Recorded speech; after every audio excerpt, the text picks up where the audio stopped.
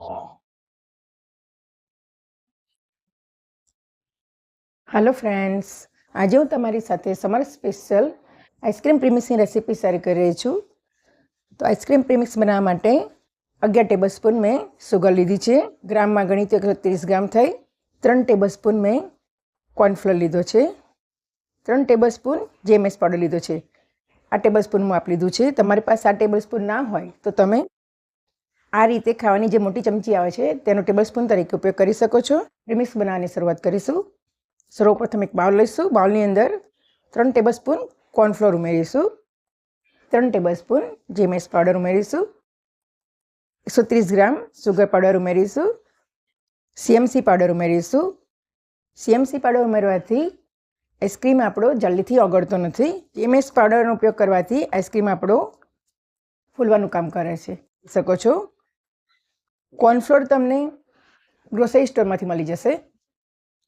तो आ मैं ऑनलाइन मंगावी थी जेएमएस पाउडर। सीएमसी पाउडर ने जेएमएस पाउडर तमने डीमार्ट में जेवंटा स्टोर में मळी शकशे।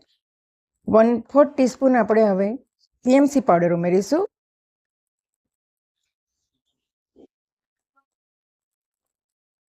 बधी वस्तुने आपणे सरस रीते मिक्स करी दईशुं। होममेड आइसक्रीम प्रीमिक्स बनीने तैयार थई गयुं छे। आ प्रीमिक्सने तमे 3 महीना सुधी स्टोर करी शको छो।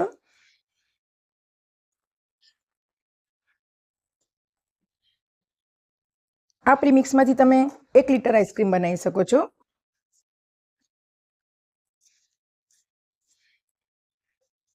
तो आपणुं होममेड आइसक्रीम प्रीमिक्स बनीने तैयार थई गयुं छे। आ प्रीमिक्सना बेઝમાંથી તમે strawberry ice cream, chocolate ice cream, pineapple ice cream, rose ice cream, paan ice cream, Rajbhog ice cream जेवा अनेक आइसक्रीम बनावी शको छो।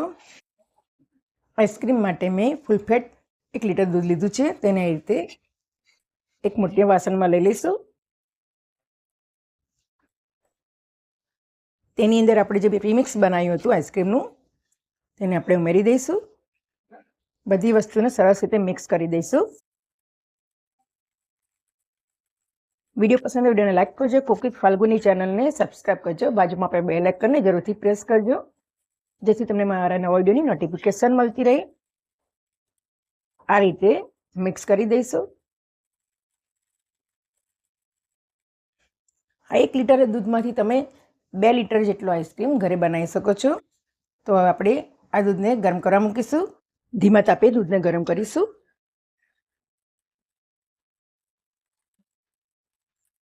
2 થી 3 मिनिट माटे दूधने उकाळीशुं। आइसक्रीम बनावती वखते कई कई बाबतोनुं ध्यान राखवुं ते हुं तमारी साथे आजे शेर करवानी छुं। तमारो आइसक्रीम बहार जेवो बनतो नथी। रेसिपी तमे जरूरथी जोजो अने ट्राय करजो तो तमारो आइसक्रीम बजार जेवो मळशे घरे। 2 થી 5 मिनिट माटे आ रीते दूधने उकाळीशुं। दूधने आ रीते सतत हलावता रहेवानुं। जेम दूध उकळशे एम दूध आपणुं घट थवा लागशे।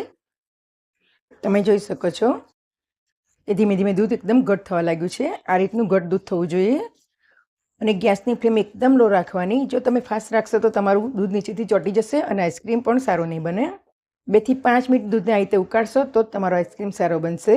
आ रीतनुं बेटर होवुं जोईए। जो तमने बतावुं आइसक्रीमनो बेઝ बनीने तैयार थई गयो छे। गैसने आपणे बंध करी दईशुं। आइसक्रीम बेઝને આપણે ઠંડો કરી લઈશું। આઈસ્ક્રીમ બેઝ આપણો ઠંડો થઈને તૈયાર થઈ ગયો છે। તમે તેને આ રીતે ધાતુના વાસણ હોય એની અંદર કન્ટેનર હોય એની અંદર કાં તો આ રીતે સ્ટીલનો ડબ્બો તમારી ઘરમાં હોય તો તેમાં પણ તમે આઈસ્ક્રીમ બેઝને સેટ કરી શકો છો। અત્યારે હું ધાતુના ડબ્બાની અંદર બેઝને સેટ કરવા મૂકું છું। આ રીતનો આઈસ્ક્રીમનો બેઝ જો ઘટ હશે તો તમારો આઈસ્ક્રીમ સરસ સેટ થશે અને પતરીવાળો નહીં બને। તમે જોઈ શકો છો આંગળીની અંદર પણ કેવું સરસ રીતે ચોંટે છે। આ રીતનો બેઝ હોવો જોઈએ એનો। આઈસ્ક્રીમ બેઝને આપણે 5 કલાક માટે ફ્રીઝરમાં સેટ કરવા મૂકી દઈશું। 4 કલાક પછી તમે જોઈ શકો છો આઈસ્ક્રીમ બેઝ આપણો સેટ થઈને સેમી સેટ થઈને તૈયાર થઈ ગયો છે। હવે તેને આપણે કટ કરી લઈશું।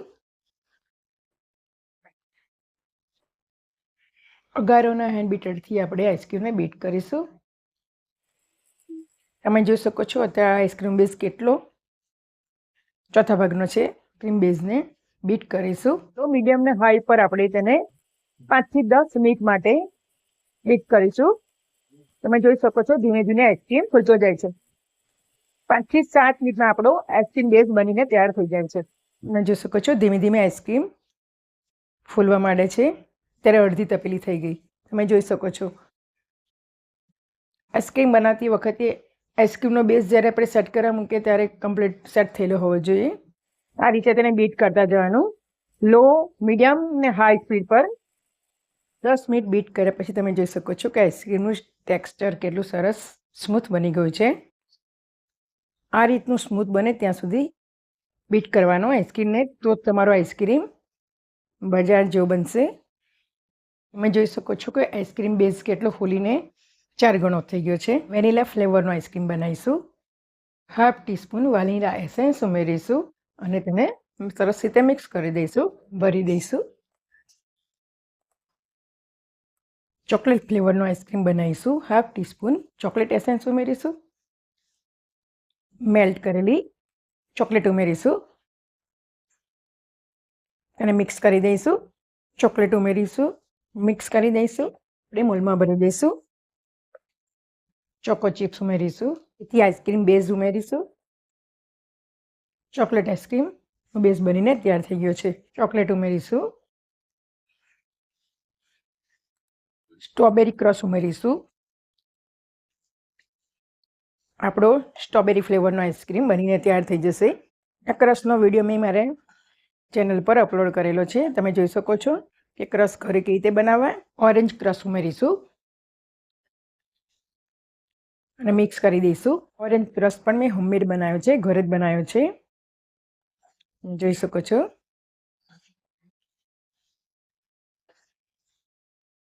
આઈસ્ક્રીમ બેઝને, સ્ટ્રોબેરી આઈસ્ક્રીમ બેઝને મોલ્ડમાં ભરી લઈશું.